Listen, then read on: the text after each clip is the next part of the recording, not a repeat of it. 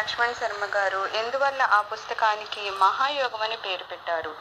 ఆ పుస్తకంలోని క్వెస్ట్ అంటే అన్వేషణ అనే పేరు గల 9వ అధ్యాయం చివర లక్ష్మణ్ శర్మ తాను ఆ పుస్తకానికి మహాయోగ అని ఎందుకు పేరు పెట్టారో వ్రాసారు. నేనెవరు అనేది ప్రతి ఒక్కరూ చేపట్టవలసిన అన్వేషణ. అన్ని యోగాలు నేనెవరు అనే ప్రశ్నలోనే ఉన్నవి కనుక అది ఆత్మవిచారణ మహాయోగము అనబడుతూ ఉంటుంది అంటున్నారు. ఈయన మహాయోగాన్ని ఎందుకు పెట్టారు పేరు అని ఎవరు అడిగితే ఆయన ఏం చెప్తున్నారు, మనము అన్వేషించాలి కదా. దేన్ని అన్వేషించాలి? నేనెవరు అనే దాన్ని మనం అన్వేషించాలి. అన్వేషించడం అంటే వెతకడం. మన జీవిత లక్ష్యం ఏంటి? నేనేంటని తెలుసుకోవడమే అన్నమాట.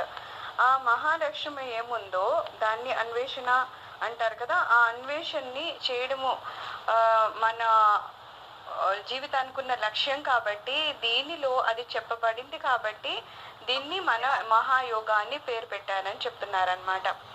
అయితే అది ఆత్మవిచారణ అనబడుతూ ఉంటుంది. ఆత్మవిచారణే కదా మహాయోగము, లేకపోతే అది మనం చేయాల్సిన పని, మనం చేయాల్సిన అన్వేషణ.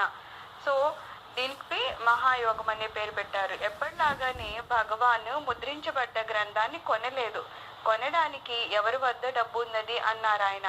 తన అలవాటు చెప్పున వ్రాత ప్రతి చివరి ప్రూఫ్లను కుట్టి బైండింగ్ తయారు చేసి గంటల తరబడి ప్రూఫ్లు సరిదిద్దినందుకు గాను తన వద్దనే ఉంచుకున్నారు. దాదాపు ఆ సమయంలోనే భగవాను కూర్మ పురాణం చదువుతూ అందులో ఒక శ్లోకాన్ని కనుగొని దానిని 9వ అధ్యాయం చివర చేర్చారు. ఆ సంస్కృత శ్లోకంలో ఈ విధంగా ఉంది: అకళంకలమైన అంటే మచ్చలేని శాశ్వత ఆనందమే ఆయన ఆత్మనే తాను అని ఈశ్వరుడు ప్రకటించాడు. ఇక్కడ భగవంతుడు అంటే ఎవరు అంటే మచ్చలేని మనలో ఉన్న ఆనందమే భగవంతుడట. సో భగవంతుడు ఏమని ప్రకటించాడంట? ఎక్కడైతే మచ్చలేని ఆనందం ఉందో అంటే ఇంకా పరిపూర్ణమైన ఆనందం ఉందో అది నేను అని ఈశ్వరుడు ప్రకటించారట.